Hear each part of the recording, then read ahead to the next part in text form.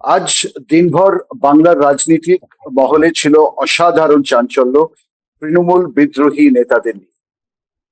আমার সাথে আছেন কলকাতা হাইকোর্ট থেকে অ্যাডভোকেট সিদ্ধার্থ গোস্বামী এবং বিশিষ্ট রাজনৈতিক বিশ্লেষক প্রফেসর অংশুমান কর।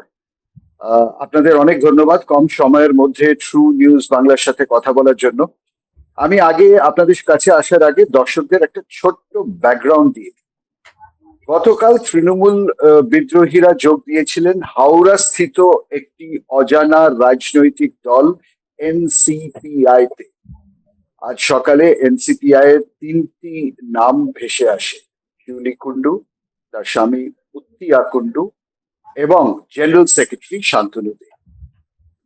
দেখুন, এনসিপি শিউলি কুন্ডুর বক্তব্য, যিনি কলকাতা হাইকোর্টে প্র্যাকটিসও করেন, হয়তো সিদ্ধার্থ গোস্বামী তাকে চিনতেও পারেন। এনসিপিআই শিউলি কুন্ডুর বক্তব্য তিনি আর দলের প্রতিষ্ঠাতা নন, দলের সভাপতিকে সেটাও তিনি জানেন না। অন্যদিকে শান্তনু দে আজ সকালবেলায় দাবি করেন টেলিভিশন ক্যামেরার সামনে যে তারা তৃণমূল বিধায়ক, মানে তিনি এবং একজন সি এর নাম করেন, যে তারা তৃণমূল বিধায়কদের দলে নিতে নারাজ। তিনি আরো বলেন তিনি 2000 এবার এই যে ভদ্রলোক যিনি বলছেন যে আমরা তৃণমূলের সাথে কোনো মানে এমপিদের নিই এবং তাদের নিতে নারাজ, তার কিছুক্ষণ পরে শিউলি বলেন যে না না, উনি তো পদত্যাগ করেছেন 2023, মানে এই জেনারেল সেক্রেটারি ভদ্র। শিউলি আরো বলেন যে তিনি তো সভাপতি, মানে ফাউন্ডারের মধ্যে একজন নন, আর শান্তনুও এখন আর জেনারেল সেক্রেটারি কিংবা প্রেসিডেন্ট নয়। নাও এটা অভূতপূর্ব ব্যাপার। সকালে এক কথা, 3-4 ঘন্টা পরে অন্য কথা। কিন্তু শান্তনু দে এখনো বলছেন না যে তিনি রিজাইন করেছেন। শান্তনু বলছেন যে এখন লেটেস্ট 1 ঘন্টা আগে যে বিজেপি টিএমসি বাগী নেতাদের তিনি ওয়েলকাম করছেন, কারণ দল আরো বড় হচ্ছে। সকালে অন্য কথা বলেছিলেন। আমার প্রথম প্রশ্ন, এনসিপি কি ইলেকশন কমিশন দ্বারা রেজিস্টার্ড পার্টি? এই যদি রেজিস্টার্ড না হয় তাহলে কি করে এই মার্জিংটা হলো? অংশুমান বাবু। না, ইলেকশন কমিশনের যে তালিকা তাতে তো এনসিপির নাম আছে, যদিও সেখানে এনসিপি বলে আছে, আর দলটার পুরো নাম হচ্ছে এনসিপিআই। কাজেই ওটা নিয়ে কোনো সংশয়ের অবকাশ নেই। এবং গত ত্রিপুরার যে নির্বাচন, তাতেও তো বিধানসভা নির্বাচন, তাতেও তো এই দলটি প্রতিদ্বন্দ্বিতা করেছিল দুটি আসনে দুটি ভিন্ন ভিন্ন প্রতীক সহ। কাজেই রাজনৈতিক দলের স্বীকৃতি যে নির্বাচন কমিশন এই দলটিকে দিয়েছে, আমার কাছে খবর আছে 2023 সালে স্বীকৃতি ক্যান্সেল করে দেওয়া। তাই? আচ্ছা, সেটা তো এখনো আমি আমি আমি দুদিকটাই বুঝতে চাইছি আপনার কাছে, যে যদি এই দলটি ডিরেজিস্টার্ড হয় তাহলে কি এই মার্জার বৈধ? না, যদি দলটি ইলেকশন কমিশনের দ্বারা আর মানে স্বীকৃতি প্রত্যাহিত হয়, আর তাহলে তো আর স্বীকৃতি থাকছে না, সেক্ষেত্রে তো এই মার্জার সত্যি বৈধতা পাওয়ার কথা নয়, একেবারেই বৈধতা পাওয়ার কথা নয়। এবং সেক্ষেত্রে তো গোটা বিষয়টি মানে আরো জটিল হলো। এবং আরেকটা কথাও আপনি যেটা বলছিলেন সেটা হচ্ছে যে এই যে দলগুলো বা এই দলটিও যেভাবে ঘটনা পরম্পরা গতকাল এগুলো, তা থেকে পরিষ্কার বোঝা যাচ্ছে যে এটা হচ্ছে ওই সারা দেশের নানা জায়গায় বিজেপি তৈরি করে রাখা কয়েকটি পকেটের একটি, যেটিকে প্রয়োজন মতো ব্যবহার করা যাবে। সেখানে প্রয়োজন মতো কিছু মানে অচল পয়সাকে রেখে দেওয়া যাবে সময় মতো ব্যবহার করার জন্য। তো সেটা তো খুব পরিষ্কার। সেই কারণেই এই দলটি একদম মানে স্পষ্ট ভাবে বিজেপি নিয়ন্ত্রিত একটি দল বলে গতকালের যে ঘটনা পরম্পরা তা থেকে প্রমাণ হয়েছে। এবং আমরা কেউই, আমি তো নয়, আমি জানি না আপনি বা সিদ্ধার্থ বাবু জানতেন কিনা, গতকাল মানে সন্ধ্যের আগে পর্যন্ত এই নামে যে একটি রাজনৈতিক দল আছে সে সম্পর্কেই আমরা তো একেবারেই অবহিত ছিলাম না। কাজেই গোটা আহ, বিষয়টাই খুব স্পষ্ট যে কি উদ্দেশ্যে কেন এই ধরনের দলগুলোকে নানা জায়গায় মানে কয়েকজন মানুষকে ওই সভাপতি সম্পাদক এসব করে রেখে দেওয়া হয়, সেটা খুব হুম, স্পষ্ট। এখন যেটা আইনগত সমস্যা হবে সেটা আমার চেয়ে বোধহয় সিদ্ধার্থ বাবু আরো বেশি ভালো বলতে পারবেন। অ্যাডভোকেট যদি এর অ্যাডভোকেট স্বীকৃতি থাকে, যদি এর হুম, স্বীকৃতি থাকে তাহলে এই মার্জার বৈধ। আমরা তো আগের দিনে আলোচনা করছিলাম যে ব্লক করার কোনো মানে সুযোগই নেই, কিন্তু হুম, মার্জিং এর সুযোগ রয়েছে। কিন্তু সেক্ষেত্রেও যদি এটা একটি একটি মানে স্বীকৃতি প্রত্যাহিত দল হয়ে থাকে, হুম, তাহলে তো এটা প্রশ্নের মুখে পড়বে। এবং দেখুন, নির্বাচন কমিশন হয়তো বলা যায় না আবার ৭ দিনের মধ্যে, যেমন এই ভদ্রলোকের সকালে বলা কথার সঙ্গে দুপুরবেলায় বলা কথা মিলছে না। নির্বাচন হুম, কমিশন ৭ দিনের মধ্যে আবার এদের স্বীকৃতি দিয়ে দিতেও পারে, যদি স্বীকৃতি চলে গিয়ে থাকে। এই বিষয়টি আমার সত্যি স্পষ্ট করে জানা নেই। হুম। ওকে, অ্যাডভোকেট গোস্বামী, আমার দুটো প্রশ্ন আপনার। এক হচ্ছে, এনসিপিআই এর সাথে মার্জার হতে গেলে কি প্রসেস ফলো করা উচিত ছিল? এখানে আমরা দেখলাম যারা মার্জ করছে সেই 20 জন এমপি ডিক্লেয়ার করছে যে আমরা মার্জ করছি, কিন্তু যে এনসিপিআই এর যে ফাউন্ডার, প্রেসিডেন্ট, জেনারেল সেক্রেটারি, তারা কেউ অ্যানাউন্স করেনি এই মার্জ।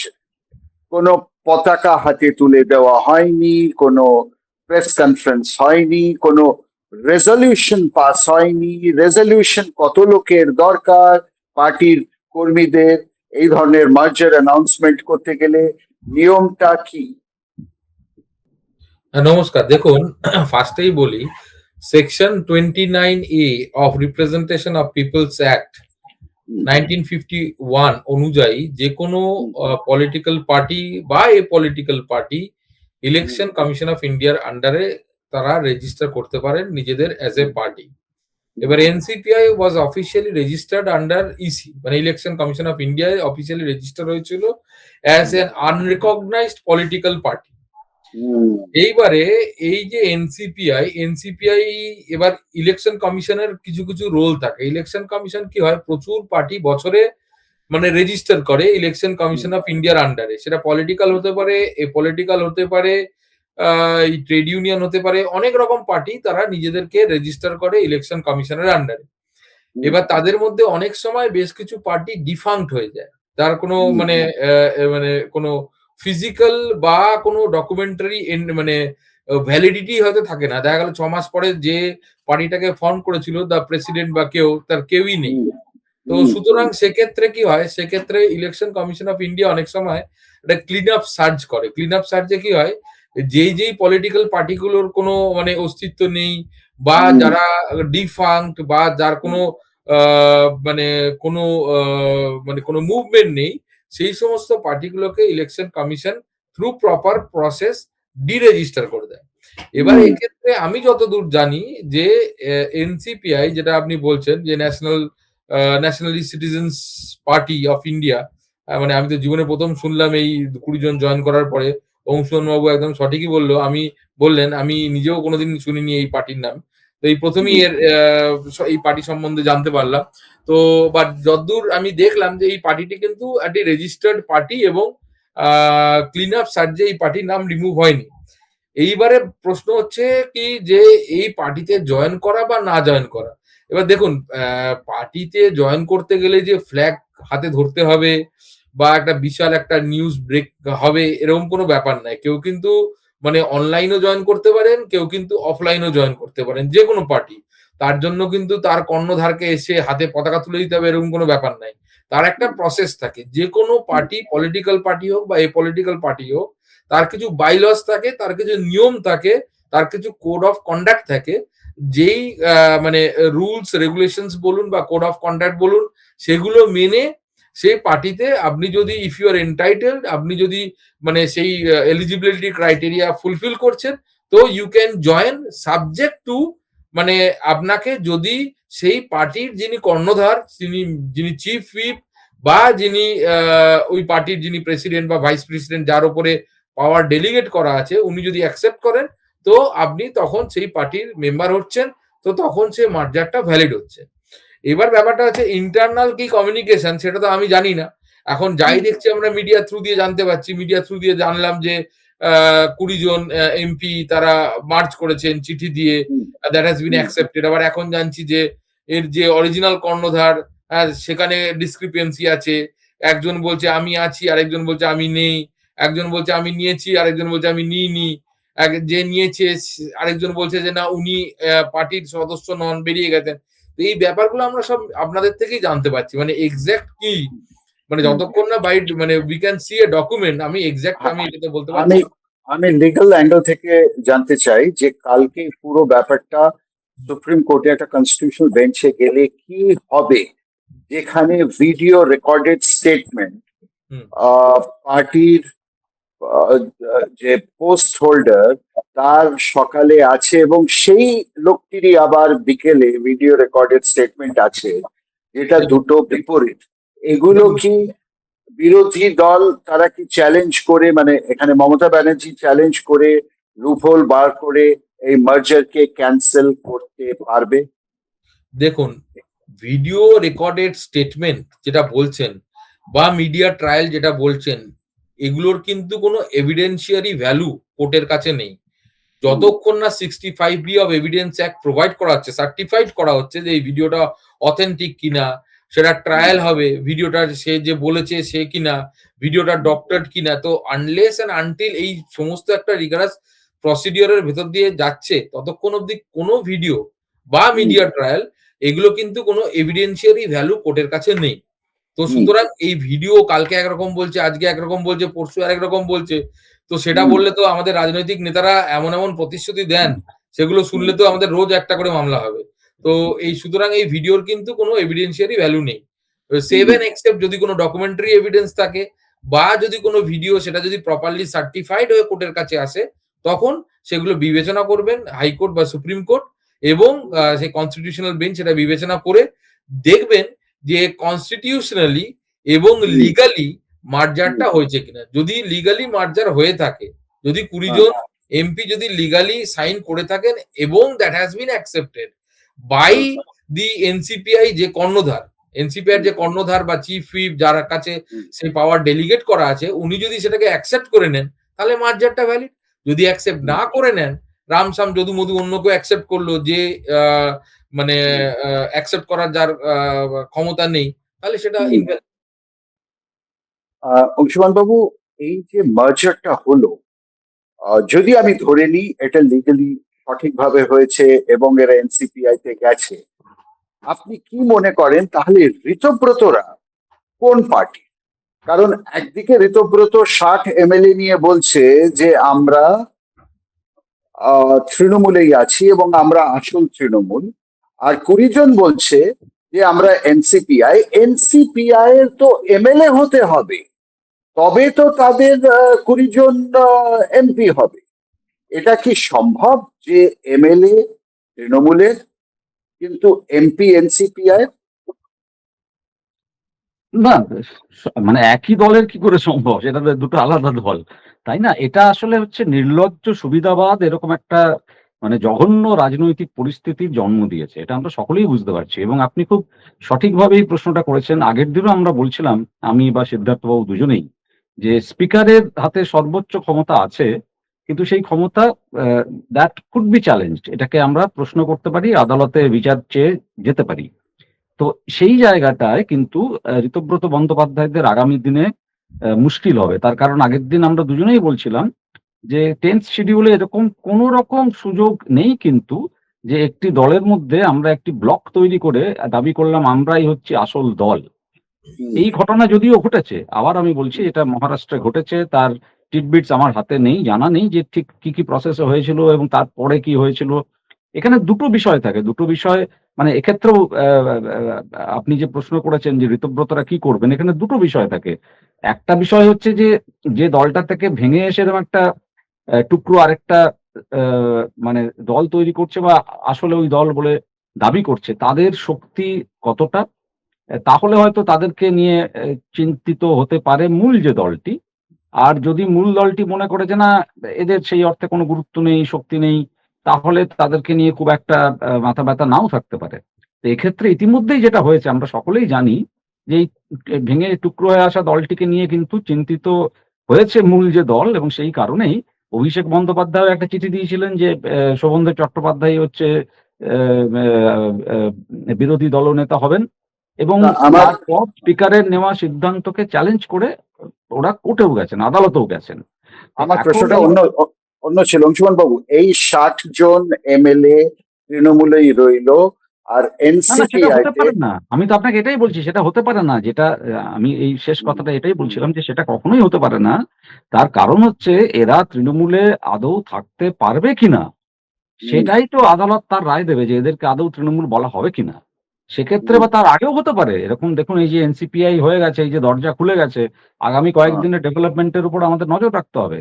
যে এরা হয়তো এবারে অবস্থান বদল করে এবার এরা ঘোষণা করতে পারেন যে আমরাও এনসিপিআই, এবং তার মানে তখন তো গোটা বিষয়টা, হ্যাঁ, তখন তো গোটা বিষয়টাই মানে আইনগতভাবে যদি যে প্রসেসটার কথা সিদ্ধার্থবাবু বললেন, দলত্যাগ করার এবং নতুন দলে যোগ দেওয়ার যে মানে আইনগত যে পদ্ধতি সেগুলো যদি মেনে এই কাজগুলো করা হয়, তখন গোটা ব্যাপারটাই সম্পূর্ণভাবে আইনি হবে আর বেআইনি একেবারেই থাকবে না, এবং সেক্ষেত্রে তার মানে একটা তৃণমূল জিনিস বোঝা কংগ্রেস। হ্যাঁ, একটা জিনিস বোঝা যাচ্ছে যে মমতার যে ভয়টা ছিল গত সপ্তাহে, যেটা নিয়ে আমরা ডিসকাস করছিলাম, হুম, যে কোষাগার আর সিম্বল, হুম। সেটার উপরে এরা বোধহয় হাত দিচ্ছে না, তাই কি? হাত দিচ্ছে না নয়, মানে আমার দিতে ওরা পারবে না। সেটাও আমরা দুজনে আগের দিন বলেছিলাম যে অত সোজা হবে না। আমরা দুজনেই এই কথা বলে শেষ করেছিলাম আগের দিনের আলোচনা, যে পরিস্থিতি যেখানে দাঁড়িয়ে আছে তাতে রাজনৈতিক ভবিষ্যতের দিক থেকে এদের সকলেরই ভবিষ্যৎ অন্ধকার, সেটা আলাদা প্রশ্ন। কিন্তু আইনগত দিক থেকে কোথাও একটু মমতা বন্দ্যোপাধ্যায় ওদের চেয়ে ভালো জায়গায় রয়েছেন। এটা কিন্তু আমরা দুজনেই বলেছিলাম। তো সেটা তো আজকেও তাই তাই পরিস্থিতি, এবং ওরা চেষ্টা করলেও ওই কোষাগারের দখল নিতে বা তৃণমূল কংগ্রেসের যে প্রতীক সেই প্রতীকের দখল নিতে কিন্তু পারবেন না। এত সহজ হবে না, এবং আদালতের উপরে একটা চাপ তৈরি হয়েছে, বরং একটা চাপ তৈরি হয়ে গেল। আমি বলছি বা বিধানসভার স্পিকারের উপরে একটা চাপ তৈরি হয়ে গেল। কারণ আইন তো এক। তো একটা আইন মোতাবেক দেখা গেল যে লোকসভার স্পিকার এদেরকে ওই আলাদা ব্লক হিসেবে স্বীকৃতি দিলেন না, এবং যার ফলে ওদেরকে একটা অন্য দলে গিয়ে মার্চ করতে হলো। আর এখানে সেই ব্লকটাকেই স্বীকৃতি দিয়ে দিলেন। তাহলে তো দুটো দু রকমের ট্রিটমেন্ট, এবং সেটা আমার ধারণা সিদ্ধার্থ বাবু আর ভালো বলতে পারবেন যে আদালতে এটা অত্যন্ত মিস্টার গোস্বামী, সঠিক যুক্তি লোকসভা হিসেবে সঠিক যুক্তি হিসেবে প্রতিষ্ঠিত করতে পারবে মমতা বন্দ্যোপাধ্যায় তৃণমূল কংগ্রেস, যে এটা একটা মানে দ্বিচারিতা। মিস্টার গোস্বামী, লোকসভায় আলাদা নিয়ম আর অ্যাসেম্বলিতে আলাদা নিয়ম কি এই গ্রুপ ফর্ম করে থাকার ব্যাপারে? মানে লোকসভাতে ওরা গ্রুপ ফর্ম করে থাকতে পারতো না, তাই জন্য এনসিপিআই তে গেল, কিন্তু এখানে তারা গ্রুপ ফর্ম করে বলবে আমরা তৃণমূল। এটা কি সম্ভব? না, এটা একবারই সম্ভব না। আইন লোকসভা হোক, পশ্চিমবঙ্গ হোক, দিল্লি হোক, ভারতবর্ষ হোক, গোটা ভারতবর্ষে একই আইন। এরকম নয় যে বিধানসভায় একরকম আইন, লোকসভায় একরকম আইন। অবভিয়াসলি স্টেট লস কিছু কিছু জায়গা মানে আলাদা হতেই পারে, বাট সেটা কখনোই সেন্ট্রাল অ্যাক্ট থেকে ডিভিয়েট করে না। এটা তো ১ নম্বর। ২ নম্বর হচ্ছে, আপনি কথায় কথায় আমাদের বারবার উঠে আসছে মহারাষ্ট্র মডেল। মহারাষ্ট্র মডেলের সঙ্গে কিন্তু পশ্চিমবঙ্গের যেটা আজকে হচ্ছে সেটা কিন্তু মানে অ্যাবসোলুটলি ডিফারেন্ট। মহারাষ্ট্রে যেটা ছিল সেটা হচ্ছে যেটা একনাথ শিন্ডে, যেটা বারবার সবাই বলছে যে মহারাষ্ট্র মডেল, সেখানে কিন্তু একটা হচ্ছে শিবসেনা আর একটা হচ্ছে এনসিপি। এদের দুজনের মধ্যে ঝামেলা লেগে এরা কিছু মেজরিটি বেরিয়ে গেল সেখান থেকে, যাতে to avoid anti defection law merge করলো। কিন্তু পশ্চিমবঙ্গে যেটা হচ্ছে সেটা একই পার্টি থেকে কাউন্টারে কাউন্টারে বিভিন্ন বিভিন্ন লোক বেরোচ্ছে, আর বিভিন্ন বিভিন্ন লোক বলছে যে আমরা বিভিন্ন বিভিন্ন পার্টির সঙ্গে মার্চ করব। সেটা সম্ভব নয়। একই পার্টি থেকে ২০ জন এমপি বেরিয়ে গিয়ে একটা পার্টির সঙ্গে মার্চ করলো, আর সেই পার্টি থেকেই ৫৮ জন বা ৬০ জন এমএলএ বেরিয়ে যদি বলে যে আমরা আলাদা অন্য একটা পলিটিক্যাল পার্টির সঙ্গে মার্চ করব বা আমরা বিরোধী আসনে বসবো, আমরাই তৃণমূল, এটা সম্ভব নয়। সিদ্ধার্থ বাবু, আপনি যেটা এত সহজ করে বলতে এবং বোঝাতে পারছেন, সেটা বিজেপির থিঙ্ক ট্যাঙ্ক এবং লয়ার কেন বুঝতে পারছে না? আমার মনে হয় না ওরা বুঝতে পারছে না। আমার মনে হয় বিজেপি এখানে খুব সুপরিকল্পিতভাবে বসে একটা সিনেমা চালানোর মতো টিভি স্ক্রিনে সিনেমা চালিয়ে, যেরকম আমরা আপনাদের নিউজ চ্যানেল দেখছি, ওরা মজা নিচ্ছে বিকজ দে হ্যাভ স্ট্রাগলড আ লট। এখন ওরা বসে বসে দিব্যি চায়ে চুমুক দিচ্ছে আর এই পুরো সিনারিওটার একটা ভরপুর মজা নিচ্ছে, যেখানে তৃণমূল মানে নিজেদের মধ্যেই মারামারি করছে আর নিজেদের ভেতরেই একটা জটিল পলিটিক্যাল একটা টার্মোইলে জড়িয়ে পড়ছে। আর আপনি আমার দেখে এখানে নেবেন। একটা কথা বলার আছে। হ্যাঁ, হ্যাঁ, বলে নিন আপনি, তারপর আমি একটা সংযোজন করব। বলে হ্যাঁ, নিন সিদ্ধার্থ। অংশবাবু। আর আপনি দেখে নেবেন, আমার যতদূর মনে হয়, এবার আমি ভুলও হতে পারি, এই যে 20 জন এমপি গিয়ে জয়েন করেছে এই এনসিপিআই নামক পার্টিতে, আমি জানি না এই মার্জারটা কতটা বৈধ বা আগামী দিনে বৈধতা লাভ করবে কি করবে না। আমার মনে হয় বিজেপি চাইবে যে মমতা এবং অভিষেক বন্দ্যোপাধ্যায়ও গিয়ে ওই এনসিপিতেই যোগদান করবে। কারণ মানে বিজেপি কোনোদিনই চাইবে না যে কংগ্রেসের সঙ্গে মমতা ব্যানার্জি বা অভিষেক ব্যানার্জি জয়েন হোক। কারণ তাদেরও ছোট ছোট কিছু সংগঠন আছে। এবার সেটা যদি হয় তাহলে তো এই 58 জন বিধায়কের তো মানে একদম অ্যাবসলিউটলি ওদের এগেইনস্ট অ্যান্টি ডিফেকশন ল কাজ করবে এবং ওদের বিধায়ক পদই খারিজ হয়ে যাবে। খুব কমপ্লিকেটেড ব্যাপারটা। অংশমান বাবু, আমি যেটা বলছিলাম এই হ্যাঁ, শেষ জায়গাটা থেকে আগে বলি, সিদ্ধার্থবাবু যেটা বললেন, আর তারপরে আমি ওই বিজেপি এতই বোকা যে প্রশ্ন আমি করেছিলেন তার হ্যাঁ, একটা হ্যাঁ, হ্যাঁ, হ্যাঁ, ভাবনা আছে, আমি একটা উত্তর দেবো। প্রথম হচ্ছে সিদ্ধার্থবাবু যেটা বললেন, এই দুদিনের ঘটনা পরম্পরা যেদিকে গেছে, এটা আমরা দুজনেই বলেছিলাম আগের দিন যে মমতা বন্দ্যোপাধ্যায়ের সঙ্গে যদি তৃণমূল কংগ্রেসের সঙ্গে যদি কংগ্রেস মার্চ করে যায় তাহলে কিন্তু সমূহ বিপদ এই এই এই মানে 20 জন সাংসদের এদের সদস্যপদ থাকবে না, খারিজ হবে, যাই তারা করুন না কেন। কিন্তু আমার মনে হচ্ছে সেই সম্ভাবনাটা নেই, খুব পরিষ্কার হয়ে গেছে যে সেই সম্ভাবনাটা নেই। এবং তৃণমূল কংগ্রেসের মতোই থাকবে, সেই বার্তা ইতিমধ্যেই মমতা বন্দ্যোপাধ্যায় দিয়েছেন, অভিষেক বন্দ্যোপাধ্যায় দিয়েছেন, ওদের যে কয়েকজন মুখপাত্র রয়েছেন তারাও কিন্তু এই জায়গাটা স্পষ্ট করেছেন। এবং একটা কথা তো আমরা বলছিলাম যে মমতা বন্দ্যোপাধ্যায় যে পরিমাণ অহং, তাতে এরকম একটা সিদ্ধান্ত উনি মেনে নেবেন যে ওর মাথার উপর থাকলেন রাহুল গান্ধী, হ্যাঁ, আর উনি তার নিচে বসে থেকে যা যা সিদ্ধান্ত ওপর থেকে, ওর তো কাজের অভ্যেসটা ধরুন 98 সাল থেকে একদম পাল্টে গেছে, তাই না? তো সেটা ওর পক্ষে খুব মুশকিলের হতো। তো আমার নিজের মনে হচ্ছে সেই সম্ভাবনাটা আর বোধহয় নেই, একেবারেই নেই। মানে তৃণমূল কংগ্রেসের মতোই থাকবে। এবার অনেকটাই হয়তো খাতায় কলমে একটা শক্তি হয়ে থেকে যেতে হবে তৃণমূল কংগ্রেসকে। এবার বিজেপির যে জায়গাটা আপনি বলছেন, দেখুন বিজেপি না দুটো জায়গায় দু রকমের ট্রিটমেন্ট করেছে। এই দলটি একটি সুসংগঠিত দল, ওই বামেদের মতো একটা রেজিমেন্টেড পার্টি, এবং সেরকম একটা স্ট্রাকচার আছে এবং খুব ঠান্ডা মাথায় সমস্ত সিদ্ধান্ত নেয়। বিজেপি বিধানসভার স্পিকারকে কোন রকম চাপে ফেলেনি। বিধানসভার স্পিকার যা ইচ্ছে করেছেন এবং মানে সুবিধা অসুবিধা নিয়ে ভাবেইনি। তার কারণ বিধানসভায় বিজেপির প্রয়োজনের চেয়ে অনেক বেশি সংখ্যক বিধায়ক রয়েছেন এবং যে কোনো ধরনের আইন পাস করতে গেলে কোনো রকম কোনো অসুবিধে একেবারেই হবে না। তো সেই কারণে তৃণমূলের এই বিধায়কদের কি হলো? এরা যদি আজকে দলত্যাগ বিরোধী আইনে এদের সবার বিধায়ক পদ খারিজ হয়ে যায়, আবার যদি নির্বাচন হয়, ভালোই হবে। বিজেপি তো সেই সব অধিকাংশ জায়গাগুলো জিতে যাবে। তো কাজেই ওদের ওদের কোনো অসুবিধাই নেই বিধানসভা নিয়ে। ওদের দুশ্চিন্তা ছিল লোকসভাটা। সেইখানে কিন্তু ওরা বেআইনি কোনো কাজ মানে তৃণমূল কংগ্রেসের এই সাংসদদের করতে কিন্তু দেয়নি। এবং সেইখানে কিন্তু ওই প্রথম দিকে যে জন্য ব্লক করব বলে দুদিন এরা চেঁচামেচি করলেও শেষ পর্যন্ত দেখলাম যে আমরা অনেকেই যে কথা বলছিলাম যে ওদের মার্চ করতে হবে, ব্লক করে ওরা আদালতে নিজেদের বাঁচাতে পারবেন না, সেই সিদ্ধান্তটাই কিন্তু ওই তৃণমূলের 20 জন সাংসদ নিল। কাজেই পরিষ্কার বোঝা যাচ্ছে যে বিজেপির আগ্রহ হচ্ছে লোকসভায়, তার কারণ 2/3 মেজরিটি দরকার বিজেপির, এবং যে কারণে এদেরকে একটা অন্য দলে মার্চ করিয়ে এনডিএ এর সমর্থনে নিয়ে আসা, একদম পরিকল্পিতভাবে ধাপে ধাপে। বিধানসভা নিয়ে দেয়ার লিস্ট বদার্ড, ওরা একেবারেই বিচলিত নন। এদের থাকলো কি থাকলো না, এইখানে ওরা মজা দেখছেন বসে যে কি হয় দেখা যাক একটু। এদের কিন্তু যদি শেষ লোকসভায় পর্যন্ত বিধায়ক পদ খারিজ হয়ে যায়, সেটাও বিজেপির কাছে একটা সুবর্ণ সুযোগ। দেখা যাবে হয়তো ওই এক্ষুনি আবার নির্বাচন যদি হয়, দ্রুত যদি রায়দান টায়দান সব হয়, দেখা যাবে যে এই এই সিটগুলোর হয়তো 80% সিটে বা 90% সিটে বিজেপি আবার জিতে একটা মানে একটা ভয়ঙ্কর মেজরিটি নিয়ে সরকার তৈরি করে ফেললো। কাজেই ওরা মানে বিধানসভা নিয়ে অ্যাবসলিউটলি বদার্ড না। যে জায়গাটা নিয়ে বদার্ড সেটা সংসদ, সেখানে কিন্তু একদম সঠিক কাজ করা হয়েছে আইনগত। কিন্তু কিন্তু সংসদে যদি ওরা এনসিপিআই কে মার্জ করিয়ে, মানে এই 20 জন এনসিপিআই তে মার্জ করে, তাহলে সেটা অ্যাসেম্বলিতে করলো না। দুটো না না জায়গাতে দুভাবে অপারেট করছে না না কেন না বিজেপি? মানে মানে অ্যাসেম্বলি না না না না না আপনি ঘটনা পরম্পরা একটু গুলিয়ে ফেলছেন। মাথায় রাখুন, আমি প্রথমে একটা কথা বলেছি যে এই যে তথাকথিত বিক্ষুব্ধ, আমি বিদ্রোহী বা ওইসব শব্দ এদের সম্বন্ধে সত্যি সত্যি ব্যবহার করব না। সুবিধাবাদী বিক্ষুব্ধ যারা, সুবিধাবাদের কারণে বিক্ষুব্ধ যারা, তারা প্রথমে আগে বিধানসভায় এই কাজটা করে। এদের মধ্যে কোনো কোঅর্ডিনেশন ছিল না। বিধানসভায় এটা করা গেল দেখে, ঋতব্রত মডেলকে সামনে দেখে তখন লোকসভায় বাকিরা একটু নড়েচড়ে বসলো যে তাহলে তো এটা করা যায়। তো যার ফলে যদি এরা একত্রিত হয়ে প্রথম থেকে, যে জন্যই তো আমি বলছি যে এটা একটা নির্লজ্জ সুবিধাবাদ। যদি এদের প্রত্যেকের সত্যি সত্যি খুব জেনুইন গ্রিভান্স থাকতো, যদি সত্যি সত্যি দল পরিচালনা ঠিকভাবে হচ্ছে না, অভিষেক বন্দ্যোপাধ্যায়ের প্রতি তীব্র ক্ষোভ, এইগুলোই কেবলমাত্র এদের এই সিদ্ধান্ত নেওয়ার কারণ হতো, তাহলে কিন্তু এই বিক্ষোভটা এরা অনেক আগে একত্রিতভাবে দেখাতেন। সেটা কিন্তু হয়নি।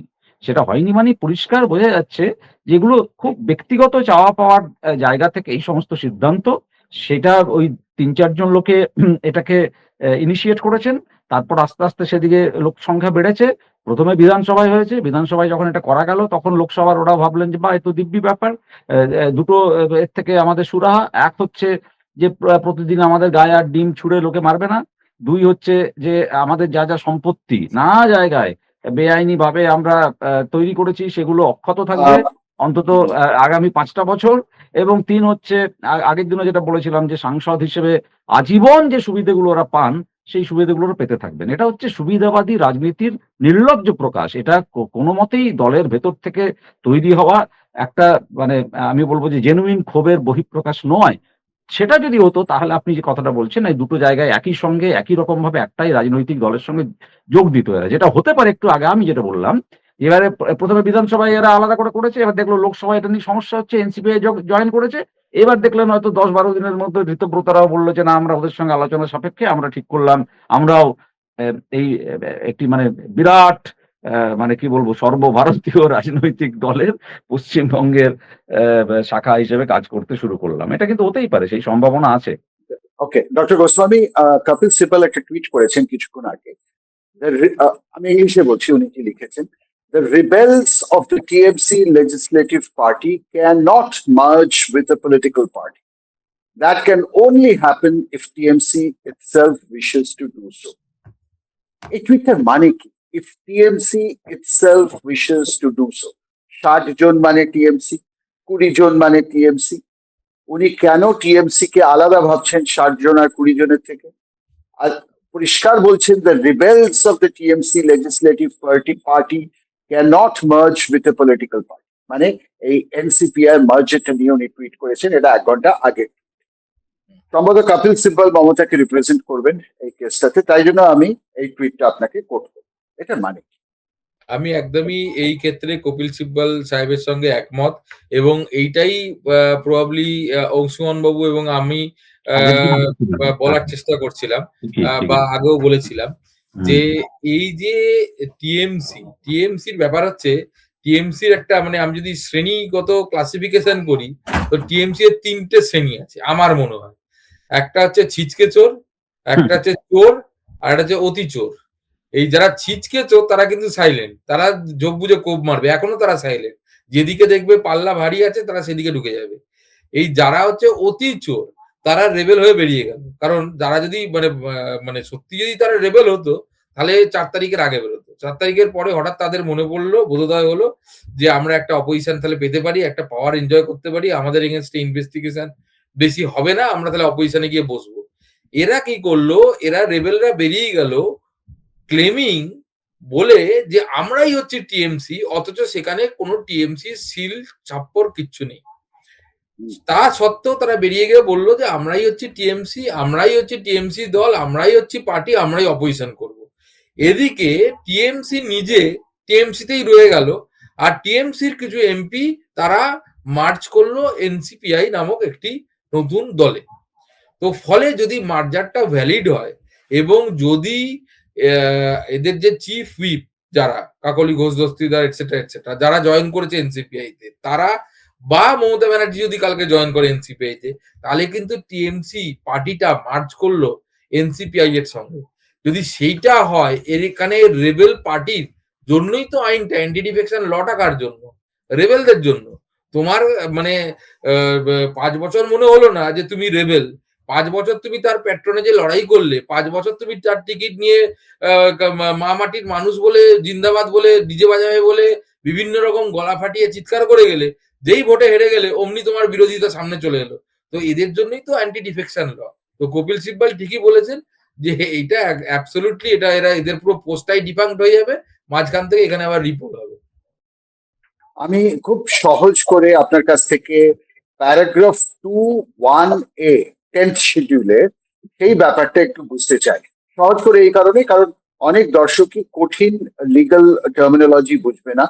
আহ, এই প্যারাগ্রাফ 2(1)(a) 10th শিডিউল বলছে কোন রাজনৈতিক দলের সদস্য যদি স্বেচ্ছায় তার দলের সদস্য পদ ত্যাগ করে, তাহলে তিনি আইনসভার সদস্য হিসেবে অযোগ্য, ডিসকোয়ালিফাইড ঘোষণা হতে পারে।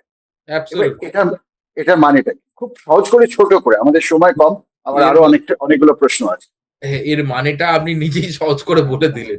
মানে যদি কোনো মেম্বার, এই যে যারা ধরুন এই 58 জন বা 60 জন, তারা স্বইচ্ছায় তারা ছেড়ে দিচ্ছে পার্টির ইচ্ছার এগেনস্টে, পার্টির এগেনস্টে গিয়ে, তো তখন তাদের এগেনস্টে অ্যান্টি ডিফেকশন ল কার্যকরী এখানে হবে। পার্টিটা কে? আমার প্রশ্নটা তাই। পার্টিটা টিএমসি। তারা বলছে আমরা পার্টি।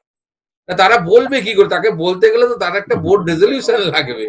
আমি একটা হ্যাঁ, কথা কিন্তু সিদ্ধার্থবাবু বলবো এখানে। আমি একটা কথা আগের দিন জিজ্ঞেস করছিলাম সিদ্ধার্থবাবুকেও, আমারও মনে হয়েছে, আমি তো আইনের ছাত্র নই, কিন্তু যেহেতু এই সব বিষয় নিয়ে ঘাটাঘাটি করি, আমার মনে হয়েছে কপিল সিব্বাল ওই কথাটা বলেছেন, তার কারণ 10th শিডিউলে একটা জায়গায় অস্পষ্টতা আছে। এই যে মার্জার হবে পার্টির, এই মার্জারটা, আমি এই প্রশ্নটা আগের দিন সিদ্ধার্থবাবুকে করেছিলাম যে এই মার্জারটা কি সত্যি সত্যি যারা সাংসদ তারা ঘোষণা করতে পারেন, নাকি তাদের টিএমসি গতভাবে জয়েন করতে হবে, যে আমরা টিএমসির একটা বিক্ষিপ্ত এক্স্যাক্টলি wing আমরা প্রশ্নটা meeting তাই। করলাম।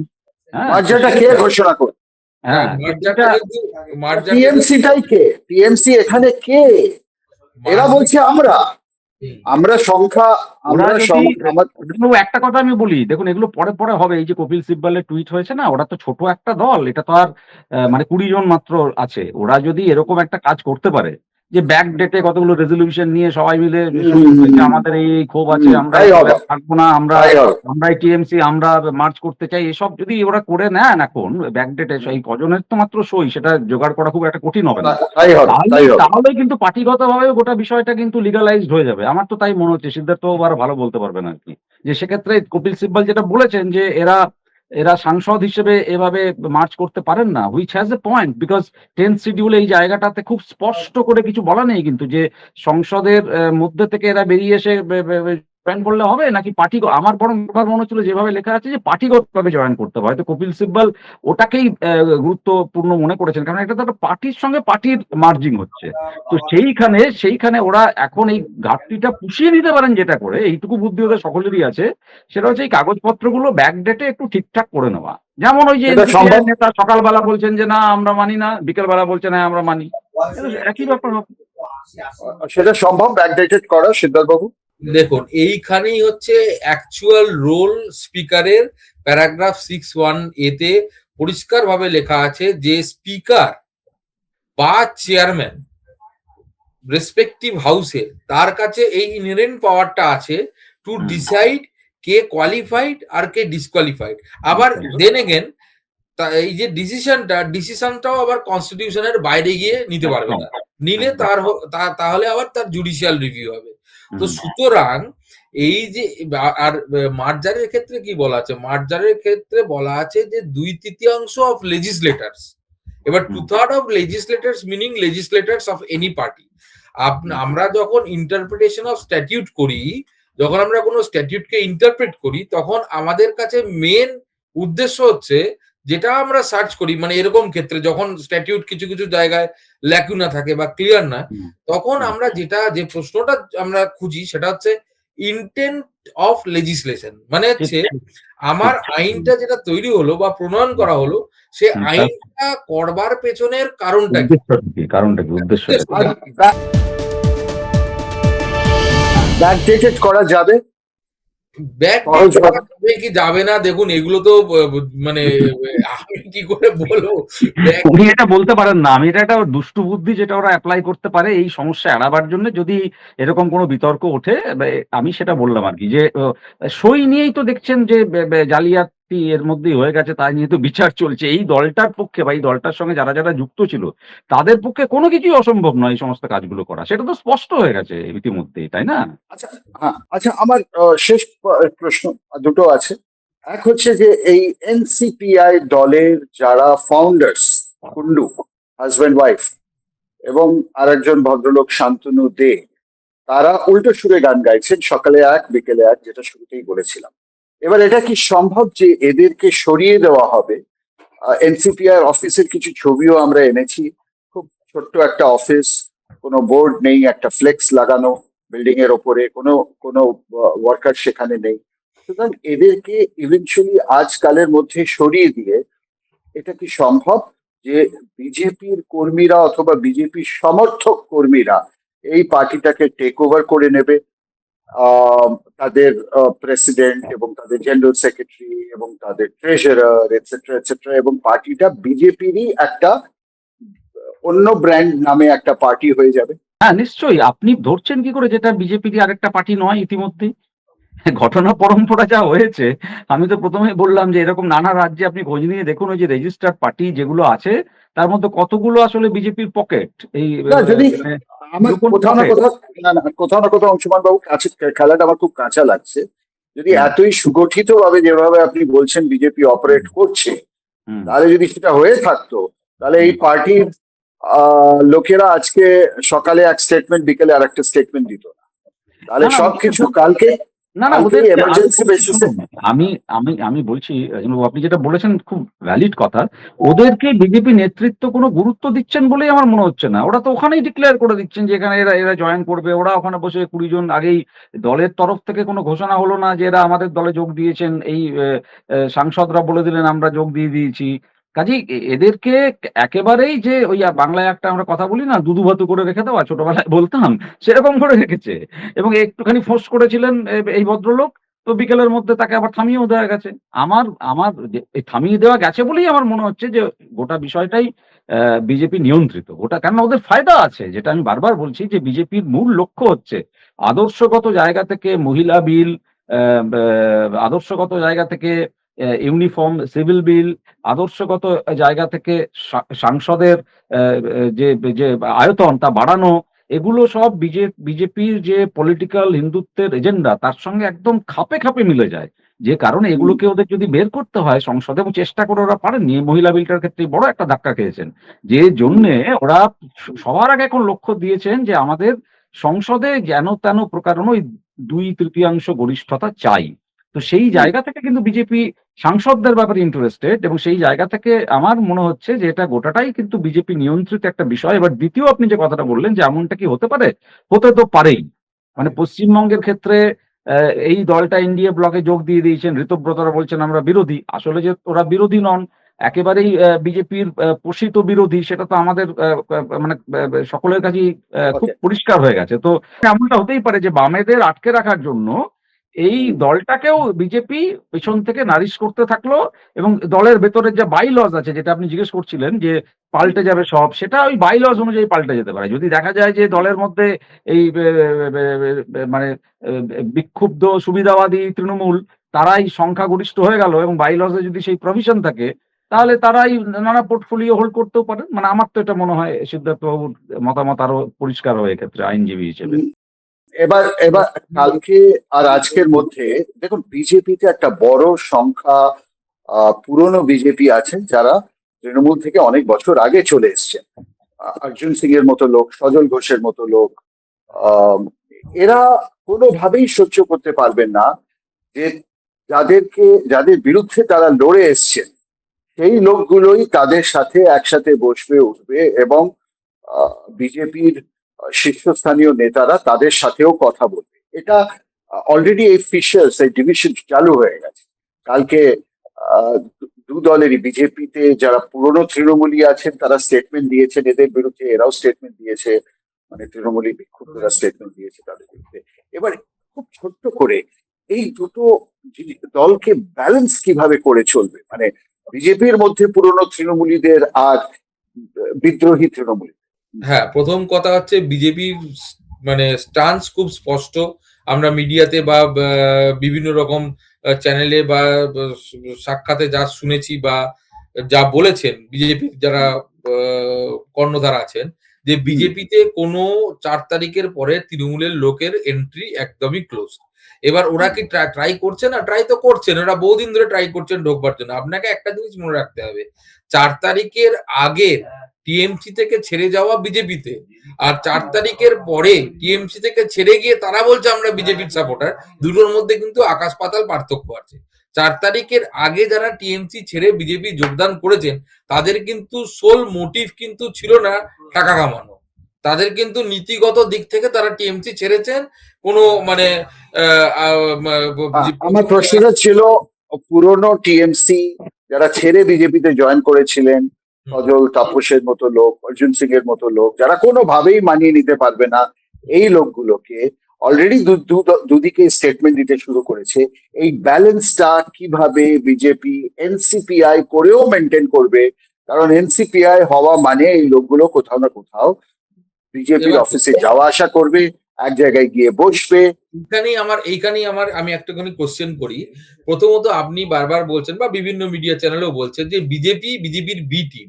আমি আগেও বলেছি, এখনো বলছি, যে কোনো পার্টি কিন্তু ইলেকশন কমিশনের আন্ডারে রেজিস্টার্ড হয় একটা specific provision of representation of people act 1951 দ্বারা। সুতরাং প্রত্যেক কটা পার্টি কিন্তু ইন্ডিভিজুয়াল। না হলে আপনি ভাবুন, কালকে অবধি শিবসেনা ছিল বিজেপির বি টিম আমরা জানতাম, হঠাৎ করে দেখলাম শিবসেনা আলাদা। তো সুতরাং কোনো পার্টি কিন্তু এ টিম বি টিম বলে রেজিস্টার্ড নেই ইলেকশন কমিশনের আন্ডারে। কারুর সঙ্গে কারুর কোনো মতের মিল হতে পারে, কোনো কমার্শিয়াল মিল হতে পারে, ট্রানজাকশন হতে পারে, কোনো নীতিগত মিল থাকতে পারে, তখন সেই পার্টিকে সাপোর্ট করে একে অপরের সাপোর্টের জন্য। এবার ধরুন এনসিপিআই কথার কথায় যদি সমস্ত টিএমসিটা মার্জার করে যদি যায় এনসিপিআই তে, তাহলে বিজেপির কি সুবিধা? তাহলে বিজেপির প্রথম সুবিধা হচ্ছে এই যে এনসিপিআই এর যে মানে সেন্টারে একটা বিজেপির যে কোনো আইন পাস হতে বিজেপির সুবিধা হবে। তো সেখানে এই বুঝে গেছি আমরা, সেগুলো সব বুঝিয়ে দিয়েছেন আপনি। আমি একটা কথা বলবো, সময় সত্যি কম, দু লাইনে ছোট্ট 2 লাইনে উত্তর দিই। আমাকে বুঝিয়ে একটা 2 লাইনে বোঝান। তাপস 2 লাইনে বলছি। দেখুন, আপনি 3টে নাম করলেন, কিন্তু অনেক আগে বিজেপিতে জয়েন করেছেন যিনি, শুভেন্দু অধিকারী, তিনি কিন্তু এদেরকে হাত ধরে একেবারে মানে এনডিএ তে নিয়ে আসার মুখ্য কারিগর হিসেবে কাজ করেছেন দিল্লিতে বসে। যেটা বিজেপি করবে, মানে কাজী সকলেই যে মেনে নেবে না তা না, কেউ কেউ হয়তো বিক্ষুব্ধ থাকবেন, লোকাল লেভেলে ভীষণ সংঘাত থাকে, যেমন সজল ঘোষ কোনোদিনই সুদীপ বন্দ্যোপাধ্যায় কিভাবে ওকে হ্যারাস করেছেন সেটা ভুলতে পারবেন না, সেটা সত্য। কিন্তু যেটা হয়, রেজিমেন্টেড পার্টি তো বিজেপি একটা রেজিমেন্টেড পার্টি, রেজিমেন্টেড পার্টিতে শেষ পর্যন্ত দলের সিদ্ধান্ত সকলকে মানতে হয়, এবং ওইটাকেই ওরা অ্যালিবাই হিসেবে ব্যবহার করবেন যে এদেরকে তো আমরা বিজেপিতে তো নিইনি, বাইরে থেকে যদি কেউ আমাদের সমর্থন করতে চায় এনডিএ কে, তো তাতে অসুবিধে কি? এরা বিজেপির ভেতরে কখনো এন্ট্রি পাবে না, এরা বিজেপি। এই কথাটা যদি সামারাইজ করতে হয়, আপনি আপনার বক্তব্য যে ইভেনচুয়ালি সময়ের সাথে তাপস আর সুদীপ বন্দ্যোপাধ্যায় আদা কচকালায় যারা আছেন, কালকেও গালাগালি করেছেন একজন অন্যজন, তাপস রায়, সুদীপ বন্দ্যোপাধ্যায়, সজল ঘোষ, সুদীপ বন্দ্যোপাধ্যায়, ঠিকই। এবার কালকেও ক্যামেরার সামনে এসে একজন অন্যজনকে খুব করেছেন। আপনার বক্তব্য হচ্ছে কালকে বুঝলাম, কালকে এনসিপিআই সদস্যরা বিজেপির অফিসে সগৌরবে বুক ছিটিয়ে যখন ঢুকবে তো অবশ্যই এনসিপিআই একটা অ্যালাই হয়ে গেল বিজেপির। তখন আমার সন্দেহ, তখন তাপস আর সুদীপ মুখোমুখি হবে, কিন্তু হ্যান্ডশেক করতে বাধ্য। দেখুন, রাজনীতিতে অসম্ভব বলে কোনো কথা নেই, কিন্তু যেটা একটু আগে সিদ্ধার্থবাবু বলছিলেন, আপনি জানেন না 6 মাস পরে কি পরিস্থিতি হবে। দেখলেন হাসি মুখে দুজনকে জড়িয়ে ধরে ক্যামেরার সামনে এসে পোজ দিচ্ছে, সেও হতে পারে।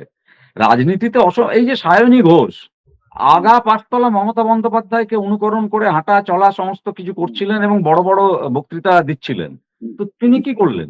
রাজনীতিতে আমি যেটুকু দেখেছি বা বুঝেছি, ভারতবর্ষের রাজনীতিতে বিশেষ করে অসম্ভব বলে কিছু নেই। নীতি নৈতিকতার মানে জায়গা ধরে থাকেন, মানে আনফরচুনেটলি তারা সাফারও করেন অনেক ক্ষেত্রে এই জন্য বামেরা। বাকিরা কেউ এত কিছু নিয়ে ভাবিতই নন, অ্যাবসলিউটলি ভাবিত নন। বামেদেরও একটা অংশ ভাবিত নন, কিন্তু অন অ্যান অ্যাভারেজ মোটামুটি বামেরা এই প্রশ্নগুলো নিয়ে ভাবিত থাকেন। আপনি দেখতেই পাবেন আগামী দিনে কি হচ্ছে। প্রাথমিকভাবে তো এইভাবে ক্ষোভ বিক্ষোভ সামলানো হবেই। আগামী দিনে এমনটা হতেই পারে যে হাসি মুখে দেখলেন তাপস রায় আর সুদীপ বন্দ্যোপাধ্যায় পোস্ট দিচ্ছেন সাংবাদিকদের জন্য, যদি হয় সেই ভিডিওটার জন্য অপেক্ষায় থাকবো।